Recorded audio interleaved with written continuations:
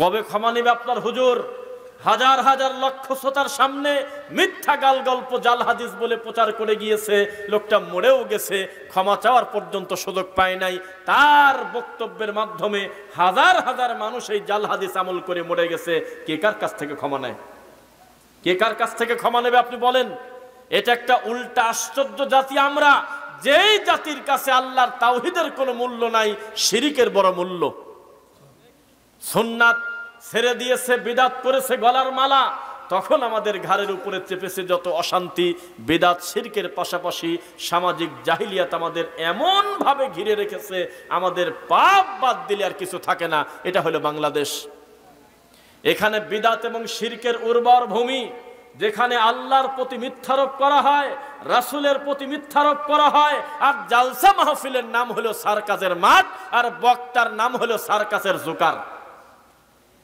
বক্তা কানে হাত দিয়ে কান্নাকাটি করতেছে কারণ ছাড়াই, কি বলে ঠিক নাই, জাল হাদিস বলতেছে, মানুষের ধর্মের ক্ষতি করতেছে, মিথ্যা কথা বলে বলে মানুষকে হাসায় কাঁদায়, অথচ সে জানে না যে লোক হাসানোর জন্য মিথ্যা বলে তার জন্য জাহান্নাম। যে নবীকে বড় করার ইচ্ছাতেও যদি কেউ নবীর প্রতি মিথ্যা কথা বলে, মাকাদাহু মিনান নার, তাহলে দুনিয়াতে বেঁচে থাকা ঠিক আছে, তবে জাহান্নামে তার জন্য ঘর তৈরি হয়ে গেছে। নাউজুবিল্লাহ মিন যালিক। আজকে যেই মাঠে আমি বক্তব্য দিতে আসলাম, রাত 11টার হয়তো কাছাকাছি, 10:30 প্লাস, আরো 2 ঘন্টা পরেও যদি একটা জোকারকে তুলে দিতেন যে জোকার হলো 26 ইঞ্চি, এই বক্তা যদি তুলে দিতেন, এই ছোট মাঠে তার জায়গা হতো না।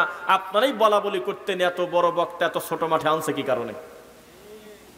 কিছু বক্তা রকেটের গল্প বলে, কিছু বক্তা ডোনাল্ড ট্রাম্পের গল্প বলে, কিসের সাথে কি লাগায় লাগায় মানুষের সাথে ভঙ্গি করে করে তার 70-80 হাজার টাকা ভিজিট, মানুষ তার নামের উপরে বিকাল থেকেই বিভিন্ন জায়গা থেকে রওনা দেয়। মানুষের অধপতন হবে না কেন? কোরআন সুন্নাহ শোনার মতো মানুষের হাতে টাইম নাই। আমাদেরকে বলতেছে আমাদের বক্তব্য নাকি সব একই ধরনের, ঠিক একই তো হবে। আমরা তো ওরা না যারা মিথ্যা কথা বলে বলে নতুন নতুন বিদআত সমাজে বলবো, আর মানুষ মনে করবে আগে তো জীবনে কোনোদিন শুনি নাই।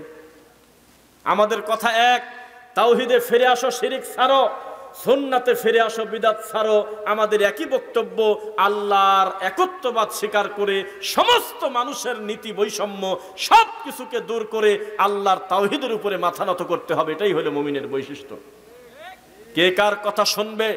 বৃদ্ধ বয়স হয়ে গেছে, 70 বছর বয়স পার হয়ে গেছে, এখনো পর্যন্ত উনি জানতে পারল না প্রতি নামাজের উক্ত পর যে লোকটা মুখে গুল খায়, এই গুলটা হারাম। তার হুজুরও বলে নাই, তার মুসল্লি বলে নাই।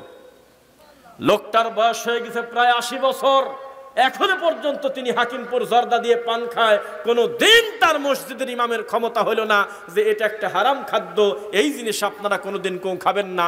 কুকুর খায় না, শুয়ার খায় না, কুত্তা পর্যন্ত খায় না, এর কোনো বেড়া পর্যন্ত লাগে না। যেই লোকটা প্রতিদিন মদ খায়, যেই লোকটা সকালে ব্রেকফাস্ট করে মদ দিয়ে, লাঞ্চ করে মদ দিয়ে, ডিনার করে মদ দিয়ে, এই খারাপ মানুষজন খ্রিস্টানরা পর্যন্ত নিজের হাত দিয়ে লিখে গেছে এগুলো হলো মাদক। এই তামাক ব্যবহার করার কারণে প্রতি বছর বিশ্বে সবচাইতে বেশি যারা ক্যান্সারে মারা যাচ্ছে, তার উল্লেখযোগ্য হলো শুধুমাত্র এই তামাকের কারণে।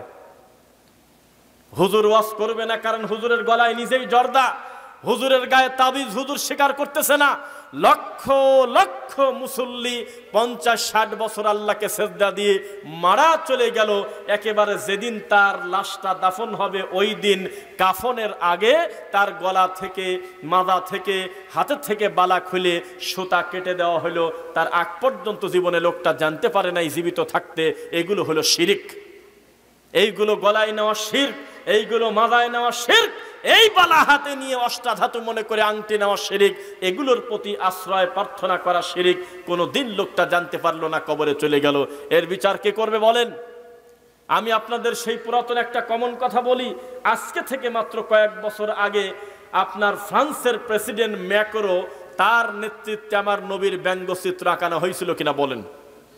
একবার এই কুকাজ করার কারণে সারা পৃথিবীর মুসলমান খেপে গিয়ে এমন প্রতিবাদ করছিল, 6 দিন পরে লাইভ এসে বলছিল আমার ভুল হয়ে গেছে, মুহাম্মদকে নিয়ে ব্যঙ্গ করা আমার ঠিক হয়নি। সবাই তার পণ্য বয়কট করতেছিল। সুপার শপ থেকে ধরে ধরে ফেলায় দিচ্ছিল, যদিও একবার কেনার পরে ওটা আপনারই সম্পদ, ওগুলো নষ্ট করলে লাভ হয় না। তারপরেও প্রতিবাদ করার কারণে লক্ষ লক্ষ 250 কোটি মুসলমান যখন বলল মুহাম্মদ সাল্লাল্লাহু আলাইহি ওয়াসাল্লাম হলো আমাদের কলিজার টুকরা, তাকে নিয়ে ঠাট্টা করলে কেন?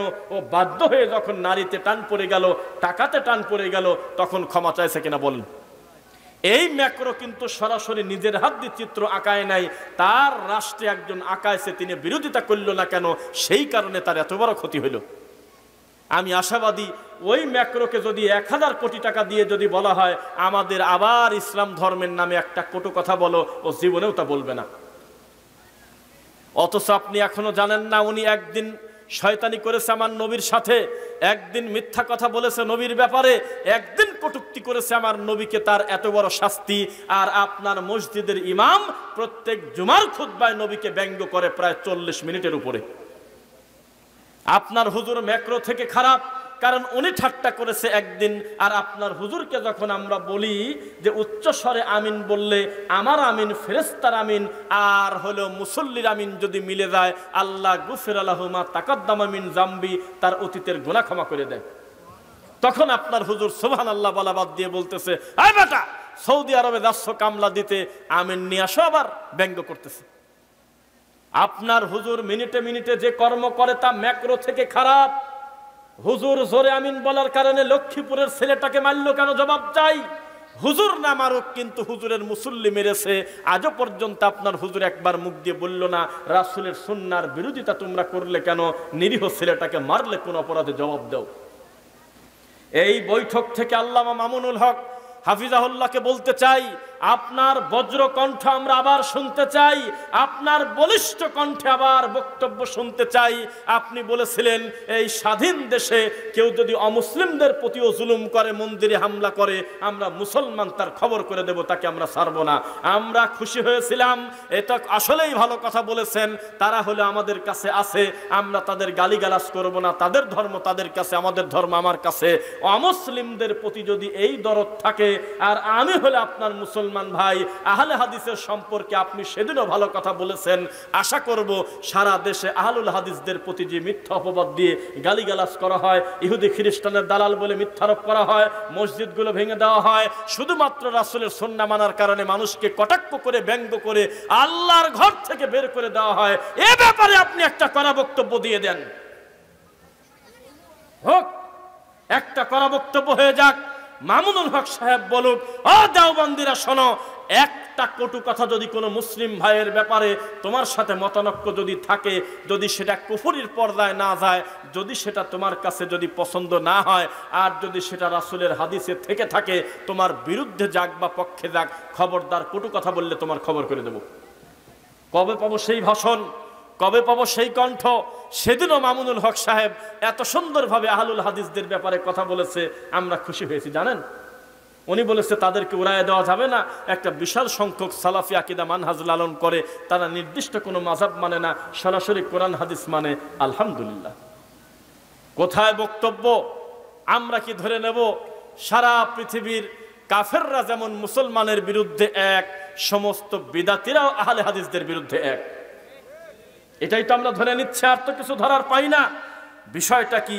আহলুল হাদিসদের প্রতি এত অপবাদ কেন? তাই তো আমাদের ডক্টর আসাদুল্লাহ গালিব স্যার তিনি বলেন যে আহলে হাদিস নামটাই একটা জিহাদ, এটা সংগ্রাম। এই নামটা মুখে নিতে আপনার লজ্জা করবে কেন?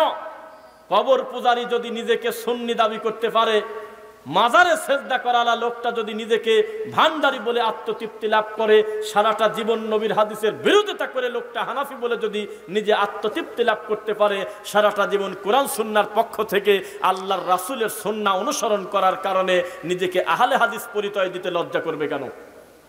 আহলে হাদিস যখন পরিচয় দিবে, আহলুল হাদিস যখন রাস্তা দিয়ে হেঁটে যাবে, আহলুল হাদিসের দাওয়াতি কাদের কাছে সমস্ত বেদাতি কাঁপতে কাঁপতে পালানোর পথ পাবে না ইনশাআল্লাহ। আহলুল হাদিস নাম নিতে লজ্জা করতেছেন কেন আপনি? আহলুল হাদিস একটা সংগ্রাম। একদিনে এই দেশে এইভাবে সুন্নাহ প্রতিষ্ঠিত হয় নাই। লক্ষ লক্ষ যুবক যে এখন মসজিদে জোরে আমিন বলে, বুকে হাত বাঁধে, রফলে দাইন করে, টাকনুর উপরে কাপড় পরে, জর্দা ত্যাগ করেছে, নেশাদার দ্রব্য ত্যাগ করেছে, বালা কেটে ফেলেছে, মাজার সুতা অষ্টাধাতু কেটে ফেলেছে, এরপরে যত হারাম দ্রব্য ত্যাগ করেছে অধিকাংশ ক্ষেত্রে আপনি মনে করবেন এগুলো একদিনের ফসল না, দীর্ঘদিন দাওয়াতের ফসল, হাজার হাজার আলেম ওলামার রক্তের ফসল, লক্ষ লক্ষ মাজলুম আলেমের ফসল। এগুলো একদিনে এত অস্থির হয়ে যাবেন না। সাবধান করে বলে দিচ্ছি, খবরদার কুরআন সুন্নাহর বাইরে চলে আল্লাহর দিন নিয়ে আর কি ঠাট্টা করবেন না। ইনশাল্লাহ পড়েন। মুখে কত লোকের দাড়ি নাই, এই মঞ্চেই যদি বলি দাড়ি ছাড়া লোকের কি অভাব আছে? কিন্তু আমি এখন যদি টান দিয়ে নিয়ে সেই মানুষের সামনে বলি আপনার মুখে দাড়ি নাই কেন, উনি আমাকে গালি দেবে না, উনি মুখে হাত দিয়ে বলবে দাড়িটা রাখা উচিত, শয়তানে ধরছে, উনি ঠাট্টা করবে না। এখন যদি আমি বলি ফজরের সালাত জামাতে পড়েন নাই কারা কারা, বা নামাজি পড়েন নাই মাগরিবের কারা, 2-4 জন বের হতে পারে কিনা বলেন? হয়তো কেবল একটা বিড়ি টানতেছিলেন, বিড়ি অর্ধেক একজনের কাছে দিয়ে চলে আসছেন, হতে পারে। ফজর কোথায়, জোহর কোথায়, মাগরিব কোথায় হিসাব নাই। মাঝে মধ্যে জুমার নামাজে দেয়া বলেন যে লাব্বাইক, আমি বাইসি আছি, সিরিয়াল নাম্বার দিতে আসলাম। এরকম আছে কিনা আমাদের সমাজে? কিন্তু আমি এখন যদি একটা বেনামাজিকে এখানে ডেকে এনে বলি আপনি নামাজ পড়েন না, কাজটাকে ঠিক করলেন, উনি আমাকে মারবেও না, গালিও দেবে না, মাথাটা নিচের দিকে বলবে ভাই নামাজটা পড়া উচিত, আসলে শয়তান ধরছে তাই পড়তে পারি না। বিড়িখোরকে যদি বলি বিড়ি ছেড়ে দেন, বলবে আসলে ছাড়ার দরকার, আরে আস্তে আস্তে কমা দেবো না হুজুর, আগে অনেক খাতাম এখন কমে গেছে, বলে কিনা বলেন? কিন্তু আমি একজনকে বললাম শোনেন, জর্দা দিয়ে পান খাচ্ছেন কেন? তিনি বলতেছে পণ্ডিতি বন্ধ করে দাও, তোমার চাইতে বড় বড় শাইখুল হাদিসরা জর্দা দিয়ে পান খায়, তুমি কে? দলিল পেয়ে গেছে। এত বড় একটা তামাক খাচ্ছে, মদ খাচ্ছে, কিন্তু সেটাকে জায়েজ বানাচ্ছে বড় হুজুরকে দিয়ে। বলে দেশে তোমার সাথে বড় হুজুর কম নাই, এত বড় বড় হুজুর জর্দা খায় আর তুমি আমাকে নিয়ে পড়ে আসো। এখন যদি বলি বাবাজি কেবল আশহাদু আন্না মুহাম্মাদুর রাসূলুল্লাহ সাল্লাল্লাহু আলাইহি ওয়াসাল্লাম মুয়াজ্জিনের মুখে শোনার পরে আঙুলের মাথায় চুমা দিয়ে চোখ মুছে ফেললেন, এটা বিদআত, এটা রাসূল পদ্ধতি আমাদেরকে শেখায় নাই, সাহাবায়ে কেরাম এভাবে নবীর নাম শুনে চুমা দেয় নাই। উনি রাগ করে বলবে যে নবীর নাম শুনে চুমা খাবো তো তোর কি? বেনামাজিকে নামাজের দাওয়াত দিলে রেগে যায় না, একজন ঘুষখোরকে ঘুষ ছাড়তে বললে রেগে যায় না, বিড়িখোরকে বিড়ি ছাড়তে বললে রেগে যায় না, কিন্তু জর্দাখোরকে জর্দা ছাড়তে গেলে সে রেগে যায়। তাবিজওয়ালাকে যদি বলি যে তাবিজ ছেড়ে দেন, আল্লাহর প্রতি ভরসা করেন, এই তাবিজের ভিতরে লেখা আছে সূরা ইয়াসিনের একটা অঙ্ক, অথবা আছে সূরা ফাতিহা, অথবা আছে সূরা ইখলাস, অথবা আছে সূরা ফালাক, অথবা আছে সূরা নাস, আপনি এটা বন্ধ করে দেন, এই তাবিজটা খুলে ফেলেন। তখন সে বলতেছে এই তাবিজ খুললেই আমার বিপদ হবে। বোঝা যাচ্ছে না মনে হয়? মানে শয়তানি করছে তো করছে, আবার নজরবন্দি করে দিছে। তাবিজ দিয়ে বলতেছে মরা বাড়ি গেলে কিন্তু তাবিজ ফুটে যায়। কি জ্বালার জ্বালা বলেন? তাবিজ দিচ্ছে তো দিচ্ছে, আবার লিখে দিচ্ছে, লেখার শেষে বলতেছে 1005 টাকা, কয় 5 টাকা পরে দিলে হয় না, ওই 5 টাকাই আগে দাও, 1000 টাকা পরে দিও। এমন একটা মন্ত্র চক্কর দিয়ে মানুষকে জিম্মি করে রেখেছে। এইগুলো পাপ। যখন আমরা বলি যে পাপ আপনি ছেড়ে দেন, সহজে লোকটা ছাড়তে চায় না। কথা বোঝা যাচ্ছে কিনা? একটু সিরিয়ালে ভেঙে ভেঙে বলি যাতে অনেক কথাই আমরা বলতে পারি ইনশাআল্লাহ। সামাজিক জাহিলিয়াত কি পর্যায়ে পৌঁছে গেলে, সামাজিক জাহিলিয়াত কোন পর্যায়ে পৌঁছে গেলে, চলচ্চিত্র জগৎ আছে না আমাদের দেশে, মাননীয় প্রধান উপদেষ্টার কাছে আমাদের দাবি, আজকের এই রাজশাহী বাঘার মঞ্চ থেকে বলতেছি, এই চলচ্চিত্র একেবারে বন্ধ করে দেন। এই নাটক ফাটক চলচ্চিত্র পুরাটা একেবারে ভাঙিয়ে বন্ধ করে দিয়ে হাসপাতাল অথবা এতিমখানা বানায় দেন। এই জুকার নাচা এখন আর কেউ দেখে না, এই পাগল ছাগলের কাহিনী আর কেউ দেখে না। কে ডিগবাজি দিল, কে 12টা ডিম খালো, এই নোংরামি এখন মানুষ আর দেখে না। আগে ওই পুরা গ্রামের ভিতরে ছিলই হলো 2 বাড়ি 3 বাড়ি টিভি, মানুষ শয়তানের ধোকায় পড়ে সেই বাড়িতে যায় একটু দেখছে টিভি। এখন ঘরে ঘরে মোবাইল হয়ে গেছে, মানুষের ভালো কাজও সহজ হয়ে গেছে, পাপ কাজও সহজ হয়ে গেছে। গেছে কিনা? ওই সিনেমা ও ছাতা এমনি মানুষ দেখা বন্ধ করে দিয়েছে, হলে আর যায় না। তাড়াতাড়ি করে সরকার নিজের টাকার, দেশের টাকার দিয়ে এত হাজার হাজার কোটি টাকা খরচ করে এই নোংরামি, তাদের উলঙ্গপনা বন্ধ করে দিয়ে ওই এতিমখানা বানিয়ে দিক, অথবা সেখানে হাসপাতাল বানিয়ে দিক, মানুষের কল্যাণ হোক। কথা বোঝা যাচ্ছে? ওরে বাপরে বাপ, এগুলো বন্ধ করা তো দূরের কথা, তাদেরকে নিয়ে সংসদে বসায় দিচ্ছে। হ্যাঁ, নাউজুবিল্লাহি মিন যালিক। মুহাম্মদ সাল্লাল্লাহু আলাইহি ওয়াসাল্লাম বলেছেন, যেই নারী বেপরদা হয়ে যেই নারী পুরুষের পোশাক পরে, যেই নারী ঢিলাঢালা পোশাক পরে না, যেই নারী পুরুষের বেশ ধারণ করে সেন্ট নিয়ে আতর নিয়ে একেবারে ফ্যাশন করে পুরুষ মানুষের সামনে দিয়ে হেঁটে যায়, সেই মহিলা হলো জেনাকারিনী। অথচ এই ফ্যাক্টরিটা রয়েছে এফডিসিতে। আমরা আজকে দাবি করে এই মাঠ থেকে তাড়াতাড়ি এগুলো ধ্বংস করে দিয়ে হাসপাতাল বানানো হোক, এগুলো ধ্বংস করে দিয়ে এতিমখানা করা হোক, মানুষের কল্যাণ হোক। বলেন ইনশাআল্লাহ। বাপরে বাপ, এখন আর ছবি চলে না, আতঙ্কে আছে। কিভাবে জানি একটু টেনশনে পড়ে গেছে যে সামনে যদি একজন বলতেছে একটা মহিলা, আল্লাহ ক্ষমা করুন, আল্লাহ মাফ করুন, এগুলো দেখার জন্য তো ফেসবুকে আমরা ঢুকি না। আপনার অনিচ্ছায় মাঝে মধ্যে কিছু ভিডিও আসে কিনা বলেন? জীবনে লাইকও দেন নাই পেজে, জীবনে কোনোদিন ফলোও করেন নাই, কিন্তু একটা ভিডিও আপনার সামনে এসে গেছে, মানে কেউ না কেউ স্পন্সর করছে, এই জন্য এই ভিডিও আপনার সামনে আসতে আসে না। এরকম একটা ভিডিও দেখলাম, নাউজুবিল্লাহ মিন যালিক, একটা মহিলা আশঙ্কা করতেছে দেশে যদি জামাত ইসলামের লোক ক্ষমতায় আসে তাহলে তো আমরা ছবিটা শুটিং করতে পারবো না। কয়ে যে আমার তো অনেকগুলি টাকা আটকে আছে, শুটিং করে করে রাখছি, কি করা যায়? লাস্টে করছে তখন আমরা ধর্মের ছবি বানাবো, ধর্মীয় ছবি বানাবি। কোন জালার জাল, আপনি কি বুঝতে পারলেন? কারণ একটা রাস্তা তো খোলা আছে, সেটা হলো ইসলামী সঙ্গীতের নামে আমাদের দেশের নাট্য মঞ্চ হয়, তা কি জানেন আপনারা? আমার মোবাইলে আছে, হয়তো ভাইয়েরা দেখায় দেবে। ওই যে ভাই তো সাক্ষী আছে। ইন্নালিল্লাহ, 11 থেকে 12 বছরের মেয়ে পাশে বসে আছে, চোখ বাঁধি ইসলামী সঙ্গীত শিল্পী মুখ ভেংসি করে বিভিন্ন অঙ্গভঙ্গি করে করে অভিনয় করে করে দেখাচ্ছেন। নাউযুবিল্লাহ মিন যালিক। ইসলামী মদ বলে কোনো মদ নাই, মদ মানেই হারাম।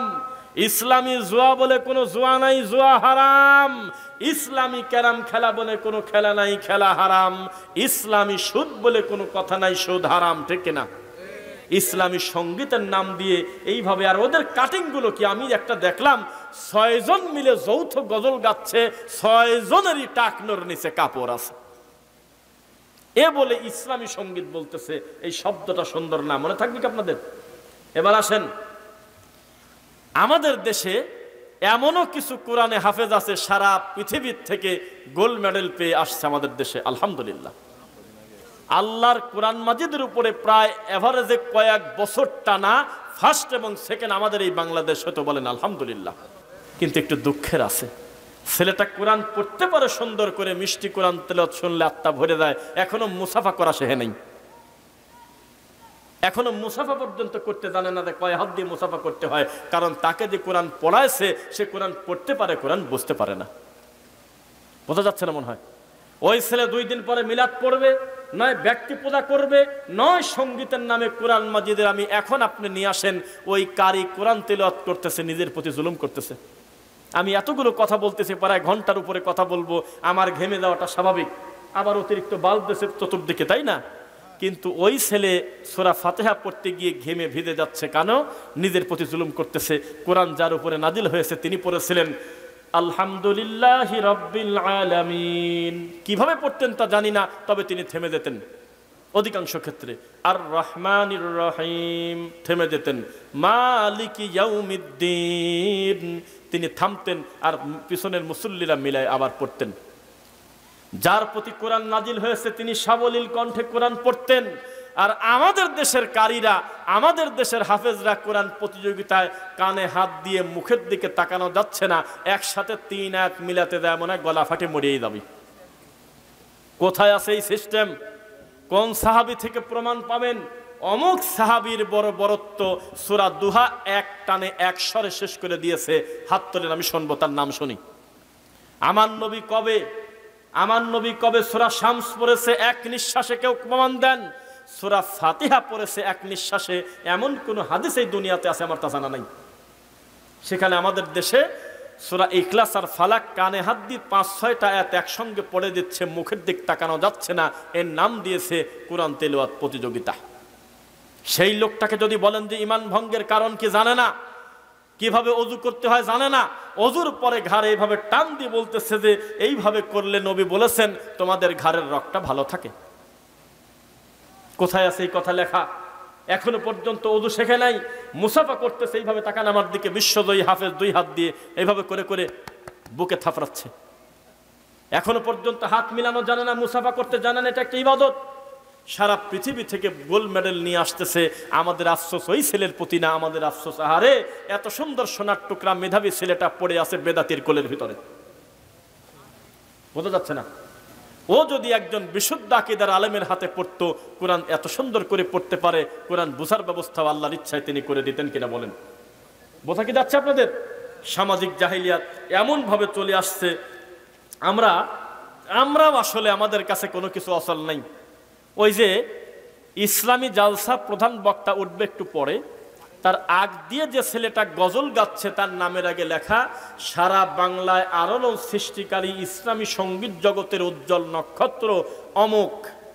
সেই লোকটার মুখে দাড়ি নাই, মাথায় টুপি নাই, যাক না থাকলে টুপি, সেই লোকটার টাকনু ঢেকা কাপড়, সেই লোকটা মানুষের সামনে বলতেছে যে আমার যদি পাখা থাকতো আমি মদিনাতে উড়ে চলে যেতাম। কেন পাখা থাকলে মক্কা যেতে চাচ্ছ না কেন? যেখানে 1 রাকাত পড়লে 1 লক্ষ রাকাতের নেকি। মদিনা থেকে আমার নবী নিজেই পায়ে হেঁটে কষ্ট করে এসেছে মক্কাতে হজ করতে, কিন্তু বাঙালির কাছে মক্কার কোনো দাম নাই, মদিনার বড় দাম। তারপরে বলতেছে যে হে আল্লাহ, তোমার পাশে আমার জান্নাতে একটা ঘর বানা রাখো, তুমি আর আমি কাছাকাছি থাকবো। তারপরে বলতেছে হে মাওলা, আমি তোমাকে আকাশে খুঁজিলাম, বাতাসে খুঁজিলাম, তবুও তোমার দেখা পাইলাম না। হে নবী, তুমি আর আমারে কান্দাইও না। লোকজন বলতেছে বাহ, এই সমস্ত ভণ্ডামি কথা কোথায় পেয়েছেন? আকাশে খুঁজতে যাবে কেন? বাতাসে খুঁজতে যাবে কেন? পাহাড়ে খুঁজতে যাবে কেন? এইরকম দায়িত্ব তো তাকে দেওয়া হয় নাই। তাকে বলা হয়েছে নবীর প্রতি একবার দরুদ পড়ো সাল্লাল্লাহু আলাইহি আসার, তোমার প্রতি 10টা রহমত আল্লাহ দিয়ে দেবে।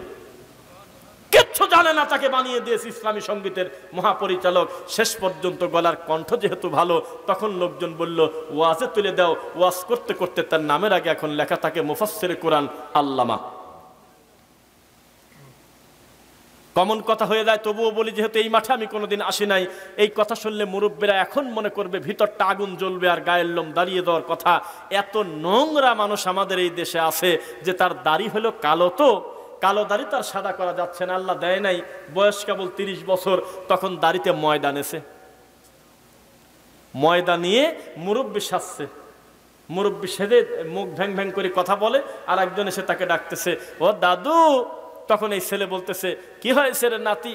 এভাবে অভিনয় করতেছে, একে অন্যের সাথে শয়তানি করতেছে। তার নামের আগে আমাদের বাঙালি লোক লেখে আল্লামা।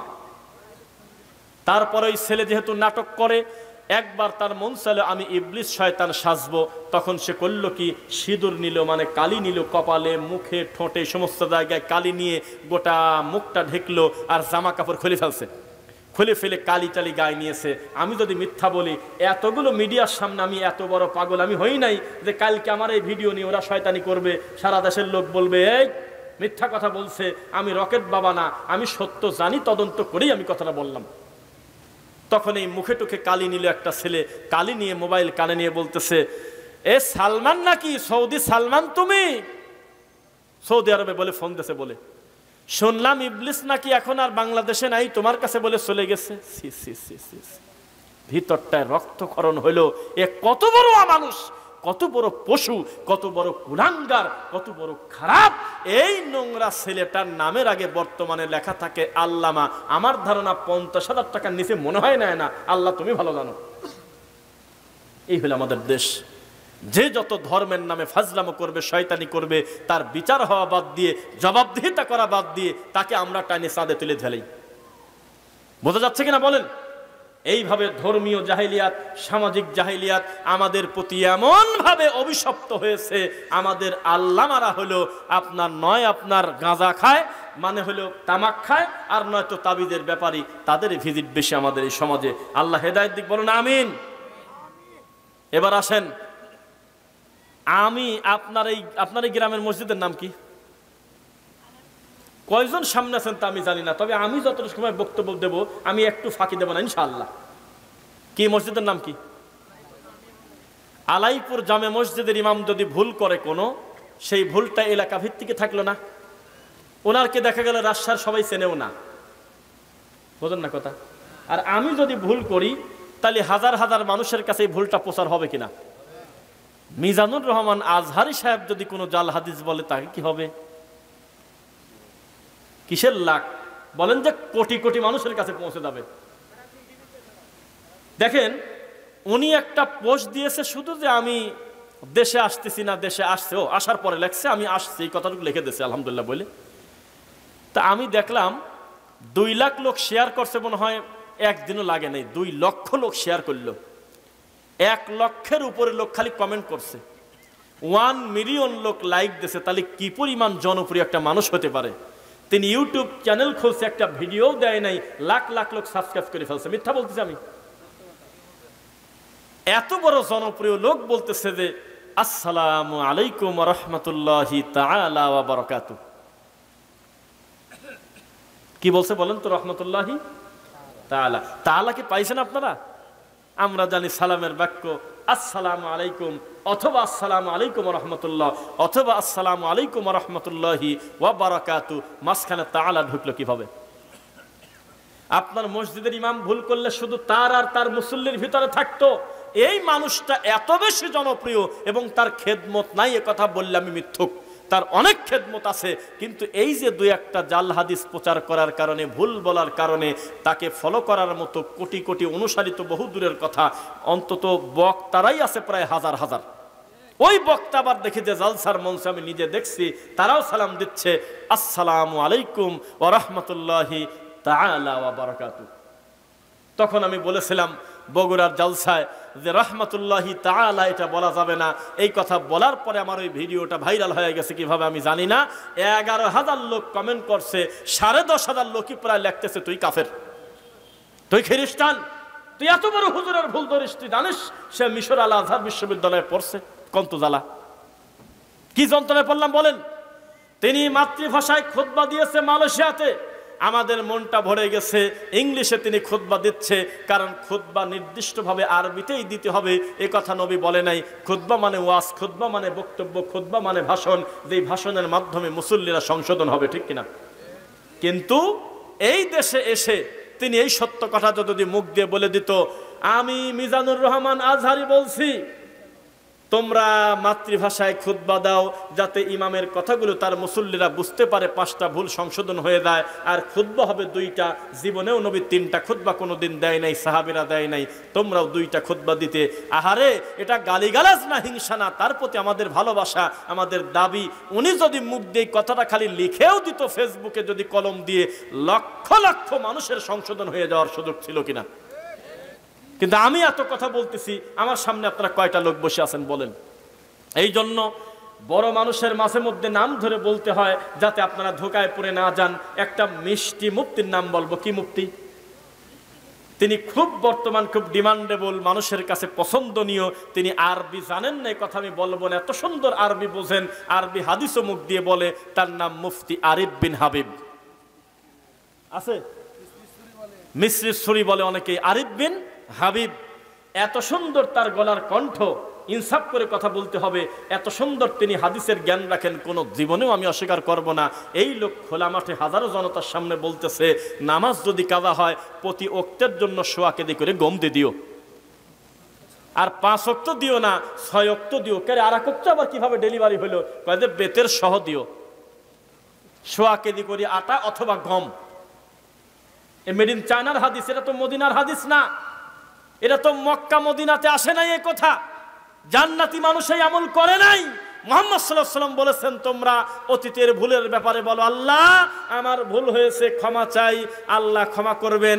অনুতপ্ত হও, আল্লাহ ক্ষমা করবেন। ওই ভুল আর জীবনে করো না, আল্লাহ ক্ষমা করবেন। শুধু ক্ষমা করবে না, ইউবাদদিলুল্লাহু সাইয়্যাতিহিম হাসানাত, তোমার অতীতের ভুলগুলো আল্লাহ নেকি দিয়ে পরিবর্তন করে দেবে। কিন্তু 100 কেজি গম, 1 কেজি করে আটা, 100 কেজি করে আটা, এই জ্বালা যন্ত্রণা যদি আপনি মানুষের মাথায় ঢুকায় দেন, মিথ্যা কথা, তাহলে আমি যদি ভুল না করি, এই আলাইপুরে এমনও সামর্থ্যবান লোক আছে, এমনও সম্পদশালী আছে, তার 14 গোষ্ঠীর নামাজের 100 কেজি আটা একবারে দিয়ে দিবেন পারে, যে নামাজে অত কাদা গেছে, সব 100 কেজি আটা আকারে কবরে ডেলিভারি দিয়ে দাও। নাউজুবিল্লাহ পড়েন। একটা জাল হাদিস বড় ক্ষতি করে। গ্রামগঞ্জে কত ইমাম কত মিথ্যা কথা বলে, ওগুলো আমরা শুনতে পারি না, কারণ মিডিয়া তাদের কাছে যায় না, তাদের কথাগুলো আমাদের কাছে পৌঁছে না। জাহেলিয়াত প্রচার করলেও লোকটা গ্রামের ভিতরেই করতেছে। কিন্তু সেলিব্রিটি বক্তা যখন বলে আমি ডোনাল্ড ট্রাম্পের কথা, ডোনাল্ড ট্রাম্পের নাম আমি হাদিসে খুঁজে পাইছি, তখন আমাদের লজ্জায় নাক কাটা। ডোনাল্ড ট্রাম্প শুনছেন নাম? বর্তমান তিনি কে? হ্যাঁ, আমেরিকার প্রেসিডেন্ট এই লোকটার নাম বলে হাদিসে খুঁজে পাইছে আমাদের একটা হুজুর, কোরআনেও বলে আছে, কন্ত জ্বালার কথা। তারপরে বলতেছে রানী এলিজাবেথের কথা বলে নবী বলে গেছে, এটা বলে নবীর বংশ। এই সব নোংরামি একেবারে খুব ঠান্ডা মাথায় হাজার হাজার শ্রোতাকে বলায় নিচ্ছে। আমার খালি একটা আফসোস, আমার বাম পাশ থেকে আমার ডান পাশ থেকে যে কোনো একটা ভাইকে তো বলা উচিত ছিল, হুজুর দাঁড়ান দাঁড়ান, হুজুর রাগ করবেন না হুজুর, আপনার ভালো কথাকে ভালো বলেই মানলাম, কিন্তু ডোনাল্ড ট্রাম্পের নামটা হাদিসে আছে, এটা পাইলেন কোন জায়গা? একটা লোক প্রতিবাদ করলো না, সবাই বলতেছে আল্লাহু আকবার। কোন জ্বালার জ্বালা, জবাবদিহিতা নাই। জিজ্ঞাসা করেন সম্মানিত দায়িত্বশীল যারা আছে, একটা দিন প্রাইমারি স্কুলে হেডমাস্টার যদি না যায়, ছাত্র কোনটা শিক্ষক কোনটা বোঝা যায় না। দুপুরে খেতে গেছে আর আসেই না, ক্লাসরুমেটা ঘুম এসে গেছে, কারণ ওর উপরে জবাবদিহি করার মতো লোকটা নাই। দায়িত্বশীল একদিন না আসলে পরিস্থিতি এমন হয়। আর হাজার হাজার লক্ষ টাকা তাকে অগ্রিম দিয়ে, আগে 40 পরে 70,000 দিয়ে হেলিকপ্টার থেকে নামবে এত বড় বক্তার। বাম পাশে ডাইন পাশে যদি আল্লাহর ভয় করা একজন দিন বোঝা আলেম থাকতো, আর যদি তাকে বলে দিত বক্তব্য দিতে থাকেন, বাংলায় দেন আর আরবিতে দেন, তবে নবীর নামে মিথ্যা কথা বললে খবর আছে, জাল হাদিস বললে কিন্তু ধরে দেব। তখন দেখতেন, আশা করি কিছু সংশোধন হয়তো। আপনারা তো খালি পড়ে আছেন কোন বক্তা কত টাকা নিল, আমি ওই দিক ফোকাস করি না। একটা আলেমের হাতে যদি 1 কোটি টাকাও দিয়ে দেন, আমরা মনে করবো যে এটা তো আলিফের দামও দিতে পারেন না, এগুলো কি আরবি, এটা কি দাম দেওয়া হয়? কি দিবেন না দিবেন সেটা কমিটির ব্যাপার আর বক্তার ব্যাপার। আমার কষ্ট শুধু এক জায়গা, আরে এত কষ্টের টাকা দিয়ে এই ছোট ছোট সোনামণি হাফেজরা রাস্তায় গাড়ি আটকায় টাকা বের করে গ্রামে গ্রামে চাউল তুলে, ধান তুলে, গম তুলে, কত কষ্টের টাকা, ভ্যান চালক রিক্সা চালকের কষ্টের টাকা দিয়ে এই 1 লাখ টাকা দিয়ে বক্তা নিয়ে আসতেছে। সেই বক্তা মঞ্চে উঠে বলতেছে আমি হলো রকেটে চড়া লোক। এটা কোন ওয়াজ? এর দ্বারা মানুষের কি কল্যাণ হবে? মিথ্যা কথা বলতে বলতে এমন কথা পরবর্তীতে আপনারাই আবার ফেসবুকে দেখে বলতেছেন সি সি সি সি, এত মিথ্যা কথা বলতে পারে। তো ওই দিন কোথায় ছিলেন যেদিন আপনার মুখামুখি এত মিথ্যা কথা বলা হলো? কিসের সাথে কি বলে, একবার এক এক কথা, নাউজুবিল্লাহ মিন যালিক। সেই দিন কি করছে জানেন? আল্লাহ মাফ করো, নাম কিন্তু বলি নাই। সেই দিন এমন একটা কথা বলছে, বলবো আপনারা সঙ্গে সঙ্গে কষ্ট পাবেন না। বলেন তো দেখি, আকীদা বাদ দিলে কি একটা লোকের কিছু থাকে? আকীদা মানে ফাউন্ডেশন না? এই আকীদার উপরেই তো ভিত্তি করে লোকটার বুঝ যে তিনি কে বিশ্বাস করে। তিনি কি নবীকে গায়েব জানে মনে করে? তিনি কি আল্লাহকে হাজির নাজির মনে করে? তিনি কি আল্লাহকে সব জায়গায় বিরাজমান মনে করে? নবীকে কি নূরের তৈরি মনে করে? এই আকীদার উপরেই তো লোকটার ঈমান দাঁড়ায় আছে, নাকি বলেন? আকীদা ঈমান একই জিনিস না, কাছাকাছি? এই হুজুর, যেই হুজুর এই সব বাজে কথা বলে, এই সেই দিন আর একদিন রাগী আহলে হাদিসদের প্রতি রাগ করে বলতেছে আকীদা বলে ফেক, আকীদা বলে নকল, কোরআন হাদিসে বলে আকীদা শব্দ নাই, উনি বলে খুঁজে পায় নাই। বলেন তো কষ্ট পাবো না আমরা? আকীদার উপরে আঘাত দিবেন আপনি, আকীদা নিয়ে কথা বলবেন। আপনাদের আকীদা তো চিনি, আপনাদের ইমানের পাওয়ারে আপনারা মন্দির পাহারা দিতে যান আর আহলে হাদিসের মসজিদ ভাঙেন। আপনাদের ইমানের পাওয়ার আমাদের জানা আছে, ইমানের পাওয়ার এত বেশি। ইমাম সাহেব 40 বছর ইমামতি করে, 40 বছরই তার পিছনে যে মুয়াজ্জিনটা ইকামত দেয়, সেই মুয়াজ্জিন হলো জর্দা দিয়ে পান খায়, তার ইমানের কিছুই আসা যায় না।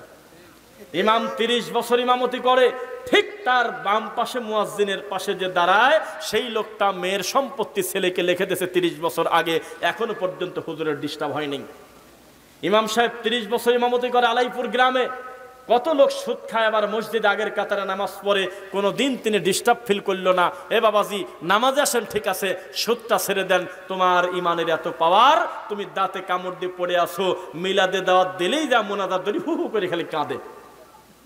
এত বড় ধৈর্যশীল ইমাম, যার প্রশংসা হয় মোড়ে মোড়ে, বাঘাতে গিয়ে, রাস্তারঘাট গিয়ে, বিভিন্ন জায়গায় গিয়ে, যে আমাদের একটা হুজুর আছে, মনের মতো হুজুর পাইছি। আজ 30 বছর ইমামতি করতেছে, একেবারে ঠান্ডা নরম, একেবারে মাটির দিক টাকা হাঁটে। এত বড় নিরীহ ইমাম খালি একদিনই রাগি গেছিল, যেই দিন তার পিছনে বারান্দা থেকে একটা মুসল্লি সলাতে আস্তে করে একটু শব্দ করছিল গায়রিল মাগদুবি আলাইহিম ওয়ালাদ-দাল্লিন বলার পরে আমিন, আর মুসল্লি আর ইমামের সহ্য হচ্ছে না। এত বড় ঠান্ডা হুজুর বলতেছে তুই ইহুদির দালাল, তুই ওয়াহাবি, তুই খ্রিস্টান, তুই আমেরিকার দালাল, তুই মনে হয় আমেরিকা থেকে টাকা পাস। এইটা হলো আমাদের দেশের হুজুরের মুখের ভাষা। একটা প্রতিবেশী আর একটা প্রতিবেশীর সঙ্গে জমি জমা নিয়ে ঝগড়া লাগলে বিভিন্ন ভাষায় গালি দেয়, তবে ইহুদির দালাল বলছে তো আমার জানা নাই। এক গ্রাম আর এক গ্রামের মারামারি লাগে, দেখেন না বিবাড়িয়া, আল্লাহ মাফ করুক আমাদের ভাইয়ের, আবার বলবেন জেলার নাম নিলাম, মানে ওইদিকে বেশি হয় তাই কথাটা বলে ফেললাম।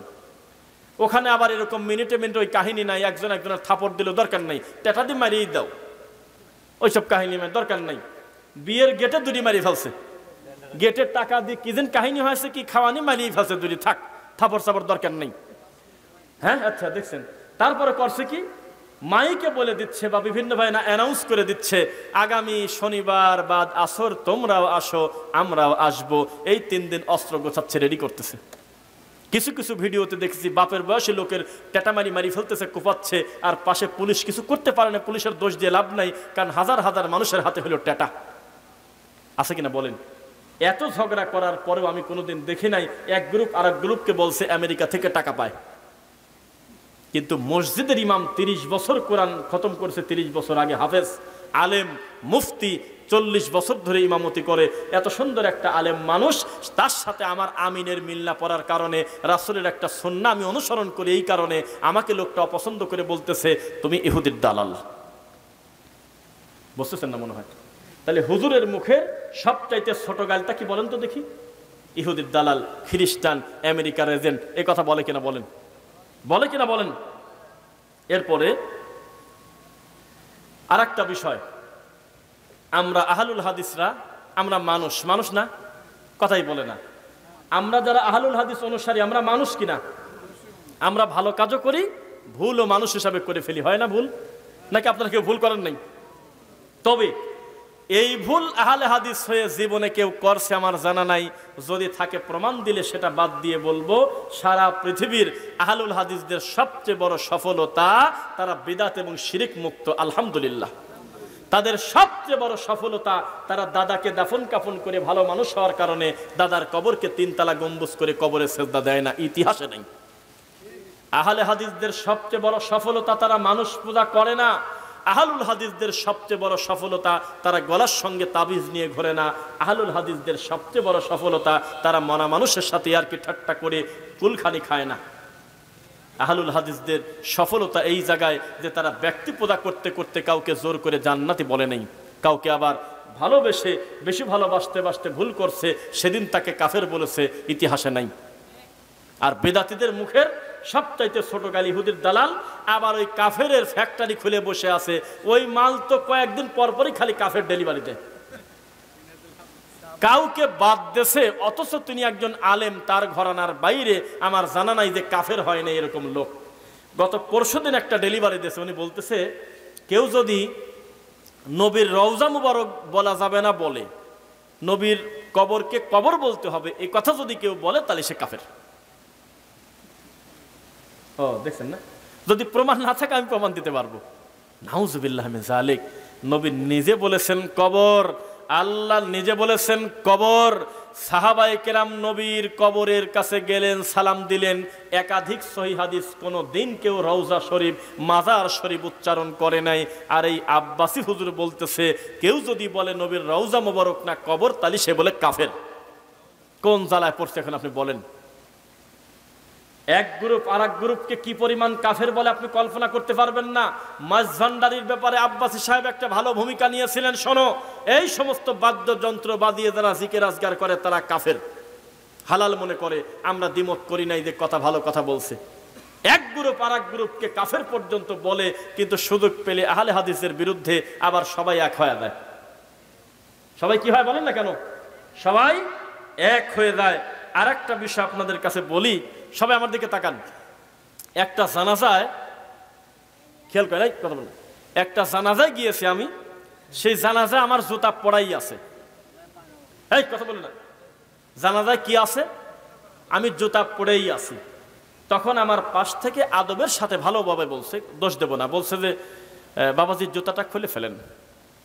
তা আমি খুলি নেই। আবার বলতেছে যে জুতাটা খোলা লাগতো না, না খোলা লাগতো না। তখন নামাজের ভিতরেই ফস ফস করে সালাম ফিরানোর পরে উনি আবার ওনার সিনিয়র একটা মুরব্বীকে বলতেছে, বিয়াদব দেখেন তো, আমার চেনে না, আসলে চেনে না, এ দেখেন বিয়াদব কাকে বলে। এটা ইবাদত চলতেছে, নামাজ, এই নামাজে লোকটাকে জুতা খুলছে, বলছে জুতা খুলে নাই। আমরা তো তাও আদব দেখা জুতা একেবারে খুলে জুতার পর পাও দিয়ে নামাজ পড়ি, এটা বলতেছে। তখন আমি বললাম, জানেন এই জায়গায় জুতা পরে থাকাটাই হলো আদব। খালিফুল ইয়াহুদা ওয়ান নাসারা, নবী বলেছে ইহুদি খ্রিস্টান জুতা পায়ে দিয়ে সালাত আদায় করে, তোমরা তার বিপরীত করো। ফাসাল্লু ফি রিআলিকুম নিআলিহিম, ফাসাল্লু ফি নিআলিহিম, তোমরা জুতা পরে সালাত আদায় করো। আল্লাহর নবী রানিং নামাজ পড়তে পড়তে জুতা খুলে দিয়েছে, সামনে এইভাবে খুলে ফেলছে, পিছনে মুসল্লিরাও খুলে ফেলছে, অনেকেই অধিকাংশ সাহাবীরা খুলে ফেললো। নবী সালাম ফিরায় বললেন তোমরা জুতা খুললে কেন? আল্লাহর নবী আপনি খুলেছেন, আমরাও তাই খুললাম। নবী বললেন তোমরা খুলতে গেলে কেন? আমাকে উল্লেখ করে জিবরাইল বলছে নিশ্চিত আমার জুতার নিচে নাপাকি ছিল, এই কারণে আমি জানতাম না, তাই এখন খুলে ফেললাম। তোমরা খুললে কেন? আল্লাহর নবীর ঘরে, মসজিদে নববীতে, আল্লাহর কাবা ঘরে জুতা পাই দিয়ে সালাত চলে, নবী সাল্লাল্লাহু আলাইহি ওয়াসাল্লামের চলে, আর আমাদের দেশে খোলেই তো না, আবার জুতার উপরে পাও দেয়। আর কোন তো জ্বালা, আরে ভিতরে পাও দিলি কি আর উপরে পাও দিলি কি, জুতা তো তুই নিচেই রাখছিস। বোঝা যাচ্ছে? দুই, জুতাতে যদি কোনো ছোটখাটো ময়লা নাপাকি লাগেও দীর্ঘ সময় হাঁটাহাঁটি করলে সে নাপাকি থাকে না। মুতাহির, মাটি একটা পবিত্রকারী জিনিস, ঘষাঘষি করতে করতে তা থাকে না। তিন, কেউ যদি নিশ্চিত হয় যে নাপাকি আছে ধুয়ে ফেলবে, সেটা ভিন্ন কথা। তবে ইহুদি খ্রিস্টান জুতা খুলে ফেলতো, অতিভক্তি করতে গিয়ে তারা বিরোধিতা করত। নবী বলেছেন সাল্লু ফি নিআলিহিম, তোমরা জুতা পায়ে দিয়েই সালাত পড়ো। যদি এখন টাইলসের মসজিদ, এখন তার এই সুযোগ নাই, আমার কথা বুঝতেছেন? নাই, তাহলে কি করা যায়? সৌদি আরবে এখনো কিছু মসজিদ আছে পরিষ্কার জুতা ভিতরে রেখে দেয়, এই সুন্নাহটা মাঝে মধ্যে যাতে আমল করা যায়। বোঝা যাচ্ছে না?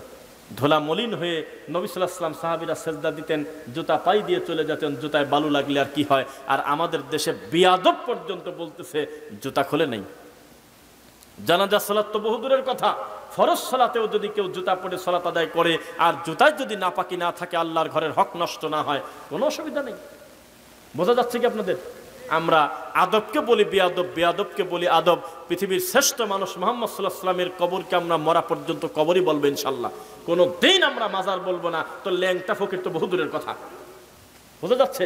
ইনশাআল্লাহ পড়েন, আমরা খুব বেশি কথা বলবো না, ইনশাআল্লাহ আমরা শেষ করে দেব। এইবার আমাদের দেশে মাদানি ডেলিভারি হয়, এই দেশে জানেন আপনি? প্রকৃত মাদানি হলে মদিনা বিশ্ববিদ্যালয় থেকে পড়াশোনা করার পর যোগ্য হয়ে দেশে এসে দাওয়াতি কাজ করতেছে, সালাফি আকীদা মানহাজ প্রচার করতেছে, তারা হলে যোগ্য মাদানি। কি মাদানি? এটা আশ্চর্য জাতি আমরা, এত খারাপ যে এখন আবার ঢাকার মাদানী নগরেও মাদানি ডেলিভারি হয়। নামের পরে লেখছে মাদানি, তো বলা হলো তুমি আবার কোথাকার মাদানি, মদিনায় গেছো? না। কিভাবে মাদানি হইলে? কয়ে ঢাকার মাদানী নগরে পড়ছি আমি। কি জ্বালা বলেন তো। কুষ্টিয়াতে আমি একটা জায়গায় গেছি, এই তারা কিন্তু শুনবে, একটা বাজারের নাম আছে লন্ডন বাজার, জানেন নাকি? হ্যাঁ আছে না, লন্ডন বাজার। ভাই দেখছো না, লন্ডন বাজার বা লন্ডন গ্রাম। তো ওই গ্রামের লোকজন যায় কি এক জায়গা পরিচয় দেবে যে আমি লন্ডনী? এটা কি সম্ভব? কত ধরনের মানে এই মানুষজন, এই ফেক মাদানি আমাদের দেশে পাওয়া যায়। এই লোকটা ধর্মকে কিভাবে ব্যঙ্গ করবে, এটা খুব নিয়মের কথা। মানুষও কিছুদিন ধোকা খাইছিল, মাদানি দেখলেই মনে করছে যে সবাই মনে হয় মদিনা বিশ্ববিদ্যালয়ের মাদানি। পরবর্তীতে তদন্ত করে দেখা গেল এই দেশে বসেও কিছু ভণ্ড নামের শেষে মাদানি নাম ব্যবহার করে। আছে কিনা বলেন? আছে। আল্লাহ এদের ষড়যন্ত্র থেকে আমাদেরকে তুমি হেফাজত করো, বলেন আমিন। এবার আপনাদের উদ্দেশ্যে আমার দুটি কথা। আমার সামনে যতগুলো মানুষ বসে আছেন, আমি এ ব্যাপারে নিশ্চিত বলতে পারি, আশাবাদী, আল্লাহ তুমি ভালো জানো, আপনারা আল্লাহকে ভয় করেন কম বেশি ইনশাআল্লাহ। নইলে মানুষ যখন অন্যান্য কাজে, দুনিয়াবি কাজে প্রচুর বিজি, সেখানে আপনারা গ্যাপে গ্যাপে যেভাবে বসেছেন, আমি সরেও বসতে বলি নেই। অন্যান্য বক্তারা চা খাওয়ার দোয়া পড়ে ওই লোকজনকে বলতেছে আরো জোরে লা ইলাহা, কয়া চা খায়, মানে চা খাওয়ার দোয়া, আস্তাগফিরুল্লাহ। আরো জোরে আসো, সামনে আগে আসেন, চিৎকার দিয়ে বলে বলে, মানে আমি কোনো ডিস্টার্ব করি নাই, কিছু বলছি? আমি জানি আমার ভাইয়েরা যেভাবে বসে আছে এইভাবেই বসে থাক, ইনশাল্লাহ আমি এইভাবেই তাদের দুটি কথা শোনাবো। এবার একটি কথা শোনাই। আপনার ছেলে এই মাদ্রাসায় পড়ে না? নাতি পড়ে? গ্রামের একটা ছেলে পড়ে কিনা? এই ছেলে একটু আগে যে আপনার হলো 99টা আল্লাহর গুণবাচক নাম মুখ দিয়ে ধারাবাহিকভাবে পড়ে গেল, আপনি তো পাথরের মতো বসে শুনলেন, কোনো ফিলিংস বুঝলেন না। এটা কিন্তু এত সহজ কথা না।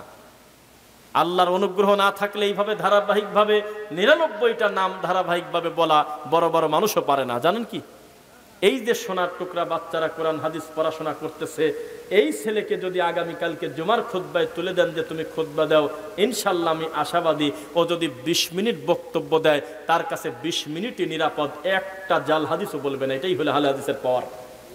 ও মাতৃভাষায় কথা বলবে, মুসল্লি ঘুমাবে না, টন টন করে কথা বলবে। আর আমাদের দেশের অধিকাংশ মাযহাবী তরিকাপন্থী মসজিদে প্রায় 90%-এর উপরে মুসল্লি হলো মসজিদে ঘুমায়। আমার কথা মিথ্যা হলে প্রমাণ করে দেন, সিসিটিভি লাগায় দেন মসজিদে মসজিদে। ওই সিসিটিভি ফুটেজ আমরা শুক্রবারে আসরের পরে দেখব, অধিকাংশ মুসল্লি হলে ঘুমায়, ইমাম হলে সময় কাটায়, কিসের সাথে কি মিলায় গল্প কিচ্ছা বলে যাচ্ছে, সারাদিন কষ্ট করে রোদে। মুসল্লি মসজিদের ভিতরে ঢুকে দেখে এসি আছে, ফ্যান আছে, ও মনে করতেছে this is the moment for ঘুম, ঘুমের জন্য এখন একটা ভালো টাইম, ঘুম এসে গেছে। আর আহলে হাদিস মসজিদে সিসিটিভি ফুটেজ লাগান, আমার মনে হয় রোগী ছাড়া কেউ ঘুম আসবি না। একবারে ছোট একটা বাচ্চা লাঠি হাতে করে খুতবা দিচ্ছে টনটন করে, প্রত্যেকটা মুসল্লি তার মুখের দিকে তাকায় আছে, কিছু একটা মনে হয় বলতেছে। 70 বছর তাফসিরুল কোরআন হয়, কয়েদে 62তম তাফসিরুল কোরআন, কয়েদে 79তম তাফসিরুল কোরআন। এই তাফসিরুল কোরআনে বক্তা এখনো পর্যন্ত আল্লাহকে চেনে না। এত দিন ধরে তাফসির করতেছে, পরিবর্তন তো বহু দূরের কথা, এই তাফসিরের সংখ্যা বাড়তেছে, মুসল্লি খালি ঘুম পাড়তেছে। বোঝা কি যাচ্ছে? এই জন্য আপনাদেরকে বলি, যোগ্য সন্তান তৈরি করবেন, বলেন ইনশাল্লাহ। আল্লাহ করবে মানে আপনার চেষ্টাটা থাকবে যে আমার সন্তানকে আমি এই বিশুদ্ধ আকীদার প্রতিষ্ঠানে এই মাদ্রাসায় দেব, বলেন ইনশাল্লাহ। এখানে আমি যতদূর তদন্ত খবর পেয়েছি প্রায় 21 জন বাচ্চা আল্লাহর কোরআন পড়তেছে, আলহামদুলিল্লাহ।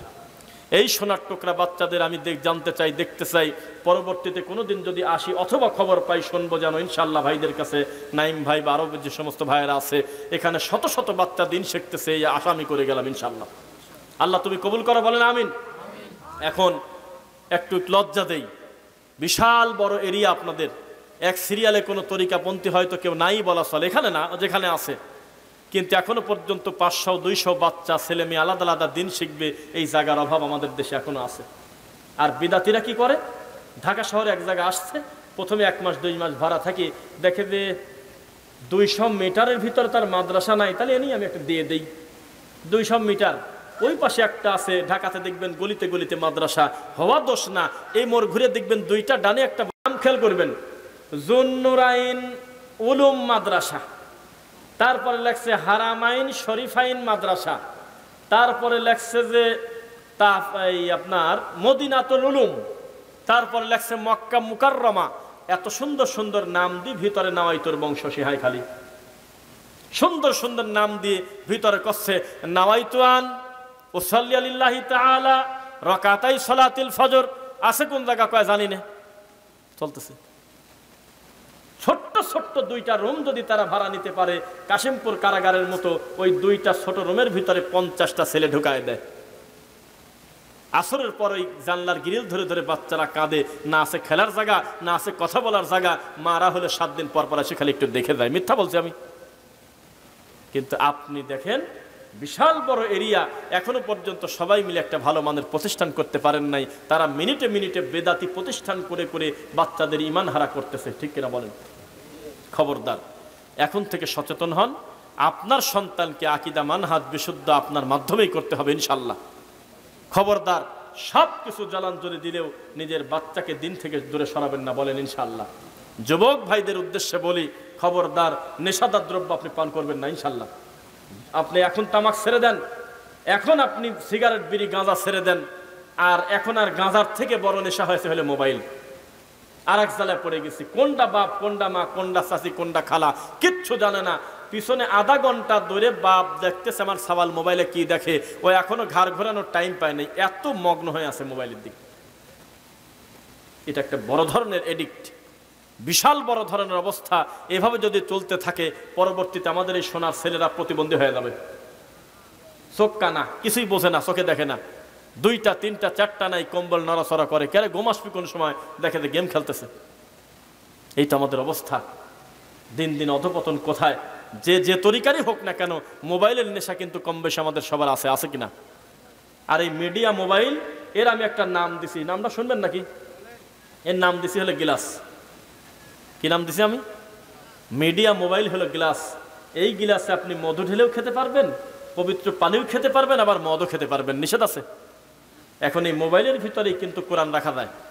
এই মোবাইলের ভিতরেই কিন্তু আমার রাসূলের অন্তত 10, 20, 30 হাজার হাদিস রাখা যায়, জানেন আপনি? এই মোবাইলের ভিতরেই যে কোনো আলেমের নাম লিখলে তার ভালো ভালো বক্তব্য পাওয়া যায় কিনা? আবার এই মোবাইলে আবার ল্যাংটা মেয়ে লিখলে ল্যাংটা মেয়ে চলে আসে কিনা?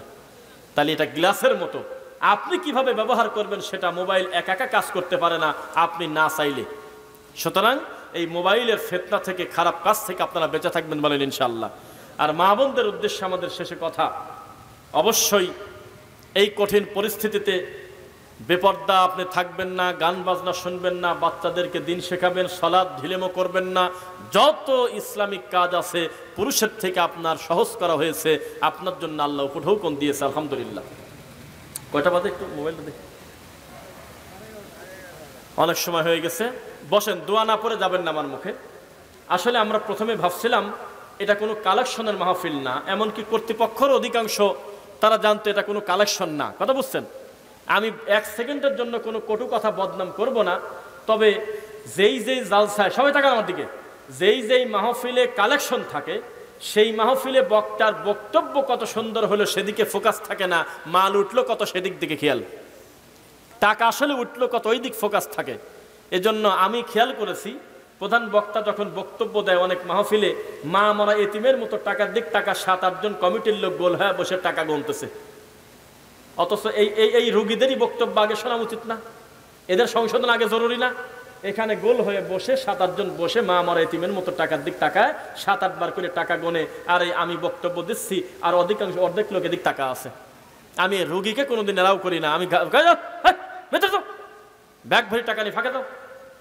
দুনিয়াবি স্বার্থ যখন চূড়ান্ত পর্যায়ে মানুষকে ধরে ফেলে তখন আর দিনের কাজ খুব একটা হয় না। বোঝা যাচ্ছে? দেখা গেল যে আরেকটা জিনিস মেনটেন করবেন, যারা এটা আজকে বলতেছি কেউ কষ্ট পাবেন না, আপনিও যদি কোনো মাহফিল করেন, সম্মেলন করেন, যিনি উপস্থাপক থাকবে তাকে হতে হবে ডিক্টেটর। যাকে যে টাইম বলে দেবে 1 মিনিট এদিকও নড়বে না ওদিকও নড়বে না, তার কথা হবে ডিসিশন ওনার। উনি যা মুখ দিয়ে বলবে, বক্তা এতটা থেকে এতটা শেষ। আর যখন একজন আলোচক চলে আসে তখন তার আগের আলোচকের স্মরণ করায় দিতে হয়। এখন ধরছে টান চলেই যাচ্ছে, এটা কিন্তু একটা লজ্জাজনক কাজ। নিয়ম হলো যে যেহেতু আমি এখন আর কথা বলা আমার উচিত হবে না, আর নয়তো বক্তাকে আনতেই হবে দেরি করে, আনার পরে 40 মিনিট বসে থাকা, এটা আগুনের উপর বসে থাকার মতো একটা লজ্জাকর ব্যাপার হয়।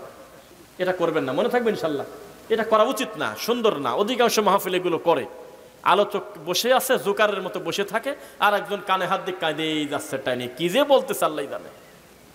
এটা উচিত, এটা সুন্দর না, মনে থাকবে। এভাবে এটা অসুন্দর, এটা আপনারা বেঁচে থাকার চেষ্টা করবেন ইনশাল্লাহ।